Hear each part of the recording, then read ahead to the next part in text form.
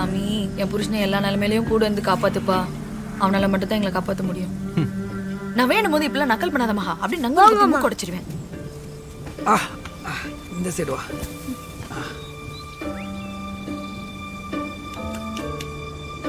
ஏய், பஸ்ஸுக்கு சில்லற வேணும்னு வச்சிருக்கேன்டி. லூசா நீ பஸ்ல எல்லாம் போகாத, ஷேர் ஆட்டோல போ, இல்லைன்னா சரக்கு வண்டி மாதிரி சரி போ. சரி, அப்ப நான் கிளம்பவா? மகா இரு மகா, ஒரு 10 நிமிஷம் இருந்து போயேன். பிரபா, இந்த காசை ஒன்னொன்னா உண்டியல்ல போட்டு 3 தடவை மணி அடிச்சுட்டு அங்கனக்குள்ளே விளையாடிட்டு அம்மா போகும்போது கூட்டிட்டு போறேன். இப்போ எதுக்கடி அவனை கழட்டி விடுற? என்ன தனியாக உட்கார வச்சு கொல்ல போறியா? நான் கிளம்புறேன்.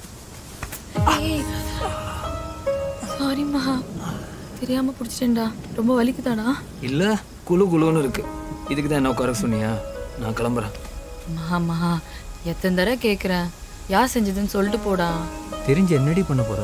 என்னடா உன்னை போட பார்த்திருக்காங்க, யாரு என்னன்னு தெரிய வேணாமா? சொல்லிட்டு போ.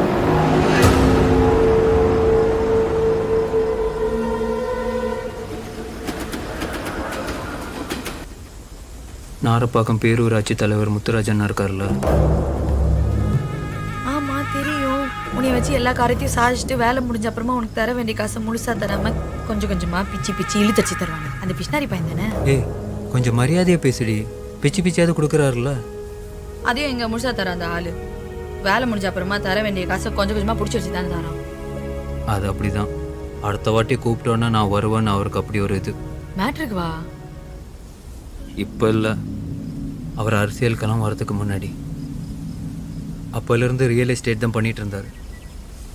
அப்போ அவருக்கும் சூரியநாராயணனுக்கும் தான் தொழிலில் பயங்கரமான போட்டி. ஸ்ரீபெரும்புத்தூரில் புதுசாக வந்த ஃபேக்ட்ரிங்களுக்கு இடம் பிடிச்சி கொடுக்கறதுல அவங்க 2 பேருக்குமே செம்ம காம்படிஷன். அப்போது சூரியநாராயணன் பேசி முடிச்சிருந்த 3 ப்ராப்பர்ட்டியை முத்துராஜன் உள்ள பூந்து கரெக்ட் பண்ணி முடிச்சிட்டார். 3மே பெரிய டி, கமிஷனே கோடிக்கணக்கில். சூரியநாராயணன் செம்ம காண்டாய் முத்துராஜனை கொல்றதுக்கு ஆளை செட் பண்ணிட்டான். ஆனால் செய்ய வந்தவனுங்க வேலையை சொதப்பி முத்துராஜனுக்கு பதிலாக டிரைவரை செஞ்சுட்டு போயிட்டானுங்க. அந்த டிரைவர் அவர் ஒய்ஃப் சைடில் சொந்தம். முத்துராஜனை காட்டிலும் அவர் ஒய்ஃப் தான் செம்ம காண்டாச்சு. அப்போ தான் பதிலுக்கு சூரியநாராயணனை போடுறதுக்கு என்னை கூப்பிட்டாங்க. நான் ஸ்கெட்சு போட்டு கொடுத்தேன். பிசிறே இல்லாத ஸ்கெட்சு. 3 பசங்க சூரியநாராயணனை ஒரே அட்டம்பில் போட்டானுங்க. அந்த செத்துப்போன நாராயணனுக்கு 2 தம்பிங்க, குரு நாராயணன், ஆதி நாராயணன். அதில் அந்த ஆதி நாராயணன் தான் என்னை போட பார்த்தான்.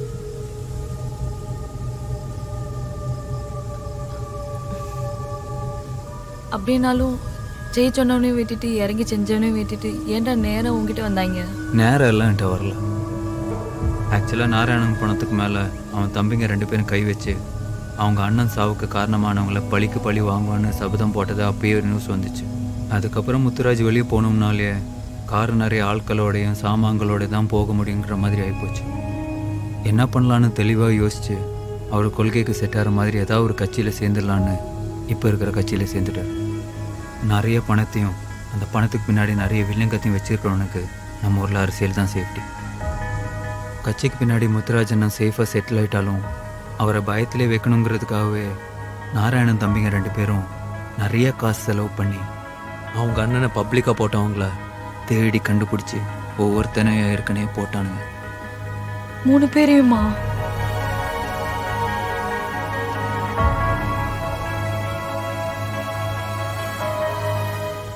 நீ இந்த மாதிரி வேலைக்கெல்லாம் பிளான் போட்டு தரது சம்மந்தப்பட்டவங்க தாண்டி வேற யாருக்கும் தெரியாதுன்னு சொல்லுவியா மகா?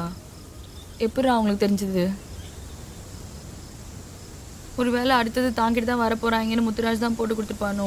விஜி, முத்துராஜ் அண்ணனோட அண்டர் கிரவுண்ட் டீலிங்கில் நான் தான் பண்ணித்தரேங்கிறத வெளியே யாருக்கும் தெரியக்கூடாதுங்கிறதுல என்னை விட அவருக்கு தான் அக்கறை ஜாஸ்தி.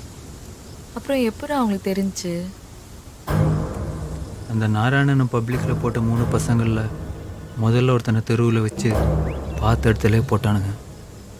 மிச்சம் இருந்த 2 பேரில் ஒருத்தன் பயந்து போய் நேராக போலீஸ் ஸ்டேஷனில் சரண்டர் ஆகிட்டான்.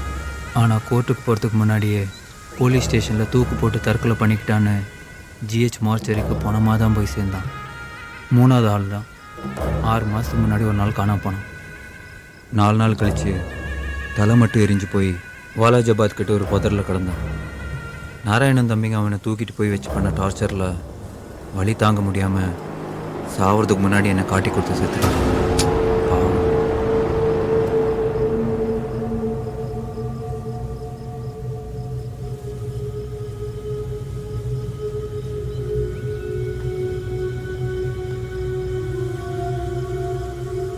பயமாக இருக்கு மகா. இதுக்கு தான் என் வேலை விஷயமா நான் எதுவுமே உன்கிட்ட சொல்கிறது இல்லை. அப்படி பொண்டாட்டிக்கிட்ட சொல்ல முடியாத வேலையை எதுக்கு செய்யணும்? ஏய், அதான் கொஞ்சம் கொஞ்சமாக விட்டு விலகி வெளியே வந்துடுறேன்னு சொல்லிட்டேன்ல. அப்புறம் திரும்ப திரும்ப அதே. சீக்கிரமாக நீ முதல்ல எல்லாத்தையும் தலை முழுகிட்டு வா. உன்னை தேடுறவங்களா நீ எங்கே இருக்கேன்னு தெரியாத மாதிரி இந்தியாக்குள்ளேங்க நான் தூரமாக போயிடுவோம். பிச்சை எடுத்து அரை வயிற்றுக்கு சாப்பிட்டா கூட பரவாயில்ல, சந்தோஷமாக மன நிம்மதியோட இருக்கலாம். ரோட்டில் போகிற வரவங்களாம் நம்மளை எப்போவுமே திரும்பி பார்க்குற மாதிரி கலர் கலராக ட்ரெஸ்ஸை போட்டுக்கிட்டு கடை தெரு பூரா கையை கோத்துக்கிட்டு எந்த கவலையும் பயமும் இல்லாமலே ஜாலியாக சுற்றலாம்டா.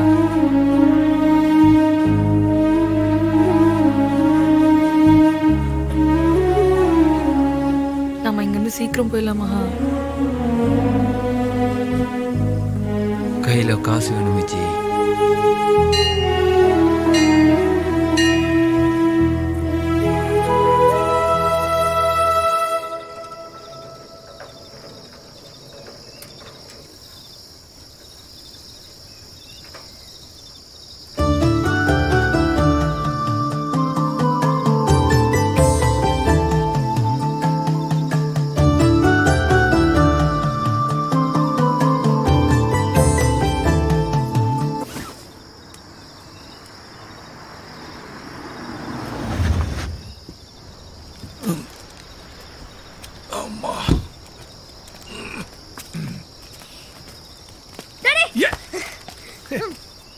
நான் மொபைல கிட்ட கேட்சிட்டு ஆயிட்டதுங்களா? எல்லாம் வாங்கிட்டு வந்திருக்கேன்.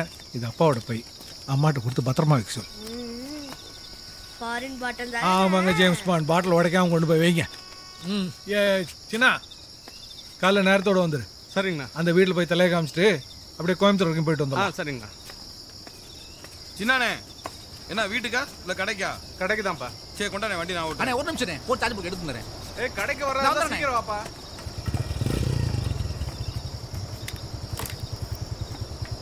கடை அடைக்க போறாங்க, வாயா வேமா. நான் போலனே. இந்தாங்க ரிப்போர்ட் கார்டு.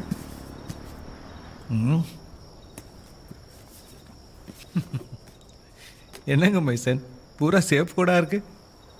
இப்படியே போயிட்டு இருந்தீங்கன்னா இன்ஜினியரிங் காலேஜில் கூட சேர்த்துக்க மாட்டாங்க. கல்யாண பத்திரிக்கை உங்கள் பேர் பக்கத்தில் ஒரு டிகிரி போகிறதுக்கு வேண்டி எப்படியாவது கஷ்டப்பட்டு படிச்சிருக்க மைசன். ஆமா ஏங்க, ஆமா டியூஷனுக்கு கேட்க சொன்னேனே, என்ன சொல்லிட்டேன். டேய், நாளைக்கு மறக்காமல் போயிடு. நீங்க தான் கூட்டிட்டு போய் விடணும். சரிடா. அப்புறம் சொல்ல மறந்துட்டேன், உங்க பொண்ணு ஹாஸ்டல்லேருந்து வந்திருக்கா, மேலே தான் இருக்கா. சொன்னல.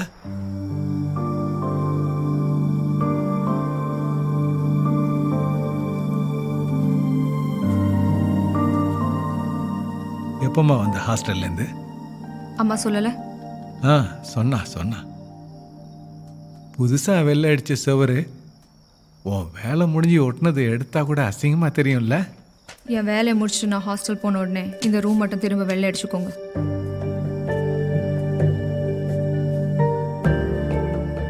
அதுக்கு நம்ம அடிச்சிட்டா போச்சு. மிச்ச இடத்துல கூட ஒட்டிக்கம்மா, பார்த்துக்கலாம்.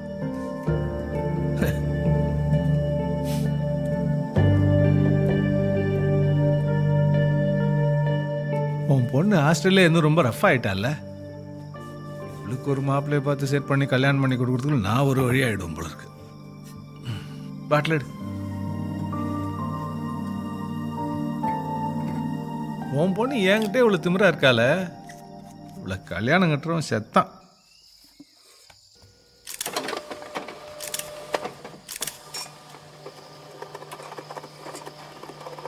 உனே ஒன்றும் இல்லைம்மா, பசிக்குது, சாப்பாடு வைங்க. செம்ம வாடை. உன்னால மட்டும் எப்படிண்ணே இந்த வாடையிலெல்லாம் சாப்பிட முடியுது? சும்மாவா சொன்னானுங்க பொண்ண வாடன்னு. சின்ன வயசில் நான் இருந்த ஒரு சிறுவர் ஜெயில் சுடுகாட்டு பக்கத்தில் இருந்துச்சு. எங்கள் சாப்பாடு நேரத்தில் அப்பப்போ பொண எறிகிற வாடை காற்றுல பயங்கரமாக வரும்.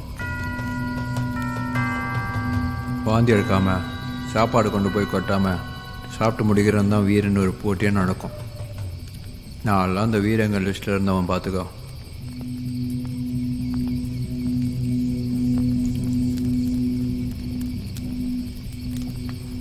பயங்கரமான பசி தான் எல்லாத்தையும் சகிச்சிக்க கற்றுக் கொடுத்துச்சு.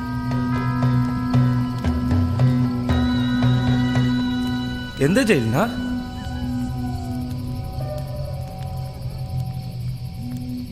யார் போனான்டா? ரொம்ப நேரமாக நின்று எரிஞ்சிட்ருக்கு. ஏதோ லவ் ஃபெயிலியர் கேஸா. நேற்று அவன் கணக்கை சித்திரகுப்தன் முடிச்சிட்டான். உன் கணக்கு முடிக்க வேணாம்னு சொல்லிட்டு விட்டுட்டான் போல. சித்திரகுப்தனோட கணக்குங்கிறது அது இல்லைடா. அவன் வேலை மனுஷங்களோட கணக்கு முடிக்கிறதும் இல்லை. ஒருத்தன் பிறந்ததுலேருந்து சாகுற வரைக்கும் எந்த மாதிரி வாழ்க்கை வாழ்ந்தாங்கிறது வச்சு தான் அவன் சந்ததி செத்தவனோட நல்லது கெட்டது எல்லாத்தையும் தூக்கி சுமக்க வேண்டியிருக்கும்.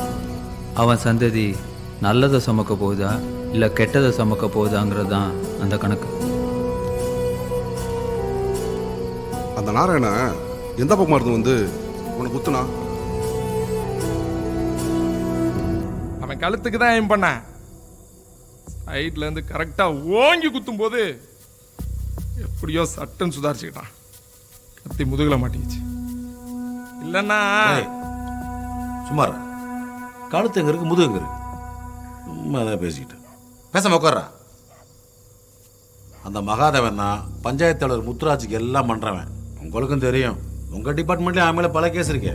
ஒன்று செய்யுங்க, நீங்களே அவனை தேடி கண்டுபிடிச்சி என்கவுண்டர் பண்ணீங்கன்னா நாங்களே உங்களுக்கு ஸ்பான்சர் பண்ணுறோம். என்ன குரு நாராயணா, அவசரமாக பார்த்து பேசணும்னு கூப்பிட்டு அர்ஜென்ட்டாக என்கவுண்டர் பண்ணுன்னு சொல்கிற? பணத்தை வச்சுக்கிட்டு டிபார்ட்மெண்ட்டில் சில காரியம் வரைக்கும் தான் பண்ண முடியும். நீங்கள் சொல்கிறது பண்ணணும்னா நீங்கள் 2 பேரும் பவர் சென்டரில் இருக்கணும். புரியல? அதிகார மையத்தில் இருக்கணும். அதிகாரம் தான் எந்த கேஸை எப்படி எடுக்கணும் எப்போ முடிக்கணும்னு சொல்லி எங்களுக்கு உத்தரவு போடும். ஸ்கெட்சை போட்டு கொலை பண்ணுறவனை முதுகில் குத்தி அமுச்சு வச்சிருக்கீங்க. கொஞ்ச நாளைக்கு நீங்கள் 2 பேரும் பொது இடத்துல யாரு கண்ணிலையும் படாமல் ஒதுங்கிருங்க. நீங்கள் யோசிக்கிற மாதிரி தான் அவனும் யோசிக்க ஆரம்பிச்சிருப்பான்.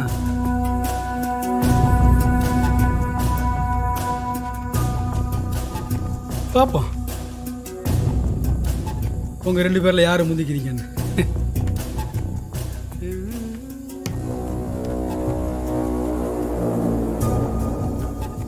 நம்மளை ஒருத்தர் செய்யணும்னு நினச்சாலே நாம் முந்திக்கணும்னு நீ தான் சொல்லுவ. முதுகில் கத்தி இறக்கிட்டு போயிருக்கான். அண்ணன் தம்பி 2 பயல்களையும் ஒரே இடத்துல வச்சு மட்டடிக்கிற மாதிரி ஒரு ஸ்கெட்சும் கொஞ்சம் பணமும் ரெடி பண்ணுமாக்கா. கண்ணில் சிக்கிற இடத்துல வச்சு அடிச்சுட்டு போயிட்டே இருக்கலாம். ஆளை வச்சு நோட்டம் பார்த்து செய்கிறதுனா பசங்க நிறைய வேணும். செலவும் அதுக்கேற்ற மாதிரி ஜாஸ்தியாகும். இன்றைக்கி என் நிலைமைக்கு சுத்தமாக முடியாது. அப்போ கொஞ்ச நாளைக்கு எங்கன்னா அப்ஸ்காண்ட் ஆயிருந்தா கையில் காசு வர வரைக்கும் டைம் வரும்போது பார்த்துக்கலாம்.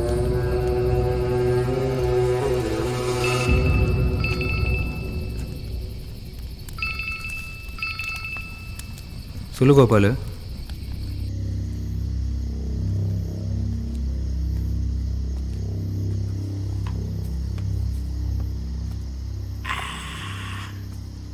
அண்ணே, உங்கள் ஃபோன் வருமா தான் நான் சாப்பிட்டேன்.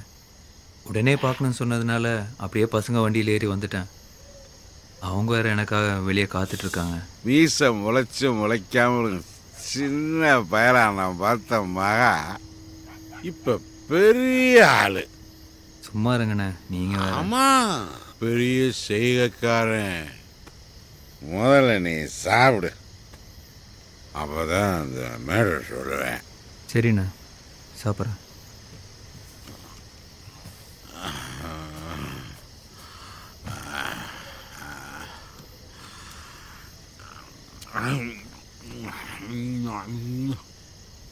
நாமுக கட்சி பேச்சாளர் திருமூர்த்திக்காங்க கொலாரியாக பிறந்த பையன் என் வீட்டுக்கு பக்கத்துலேயே மீட்டிங்கை போட்டு என் நடுவீடு வரைக்கும் கேட்குற மாதிரி ஸ்பீக்கரை திருப்பி வச்சு என் குடும்பத்தை பற்றி தப்பு தப்பா ரொம்ப கேவலமாக குலைச்சிட்டு போயிட்டாமா. அவன் மீட்டிங்கை முடித்து ஸ்பீக்கரை கழட்டிட்டு போயிட்டாங்க. முன்னாடி அவன் பேசி நிற்காம மண்டையில் ஓடிக்கிட்டே இருக்கு போலமா. பாவம் வித்தம் உச்சந்தில் ஏறி போய் வீட்டில் இருக்க முடியாமல் உட்காந்துக்கிட்டு இருக்காமா. அந்த வேலை பிடிச்சி மந்திரிச்சு விட்டா தான் அடங்கு. ஓத்த காலம் நிற்கிறாம எனக்கு தூக்கம் வராமல் குடிச்சு மாட்டியாகிட்டே இருக்கேன்னா பார்த்துக்க. நீ எனக்காக ஒன்று பண்ணுவா. இவ்வளவோ பண்ணியிருக்க, இதையும் பண்ணிவிட. சொல்லுங்கண்ணா. திருமுடி பேர யாருக்கும் ஒரு ஈகாய் கூட தெரியாம சத்தம் இல்லாம கண்ணை கட்டி இங்கே கூட்டு கொண்டாந்து விட்டுருமா.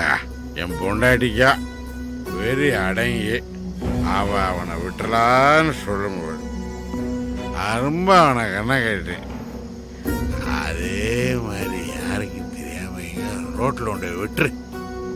போதும். ஓ வேலைக்கு என்ன எவ்வளோன்னு போற பேசிக்கா. என்ன செஞ்சிடலாம்லம்மா? செஞ்சிடலாண்ணா. அதை சீக்கிரமா முடிச்சு கொடுத்துருமா? சரிண்ணா. அதுக்கப்புறம் வீட்டு பக்கமே போக முடியும். டேய் மாக்கா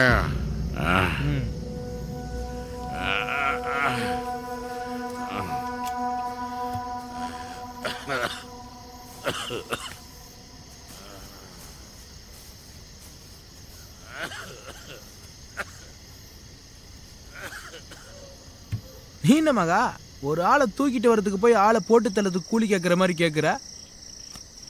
அவனை போடணுன்னா 2 பைக்கு 4 பசங்க போதும். ஆனால் அண்ணா அவனை யாருக்கும் தெரியாமல் தூக்கிட்டு வர சொல்கிறாரு.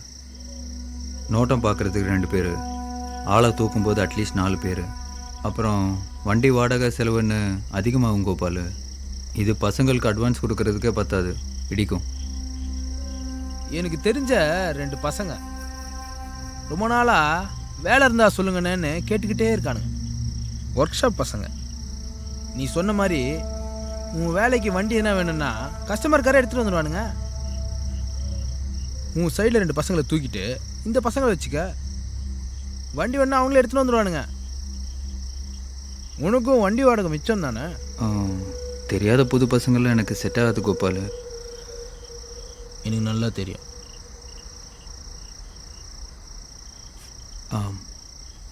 அப்புறம் அண்ணன்ட்டு ஒரு மேட்ரு பேசணுன்னு இருந்தேன். சாப்பிடும்போது பேசிகிட்டே இருந்தவர் டக்குன்னு ஏஞ்சி போயிட்டாரு. என்ன? அண்ணன் இது வரைக்கும் கொஞ்சம் கொஞ்சமாக எனக்கு தர வேண்டிய காசு 2 லட்ச ரூபாய் இருக்குது. அது இப்போ மொத்தமாக கிடச்சதுன்னா நல்லாயிருக்கும். அண்ணனுக்காக பண்ண ஒரு மேட்ரு தான்.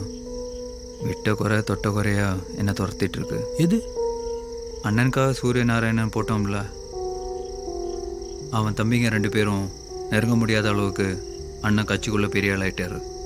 அண்ணனை பதட்டமாக்குறதுக்காக என்னை போட பார்க்குறானுங்க.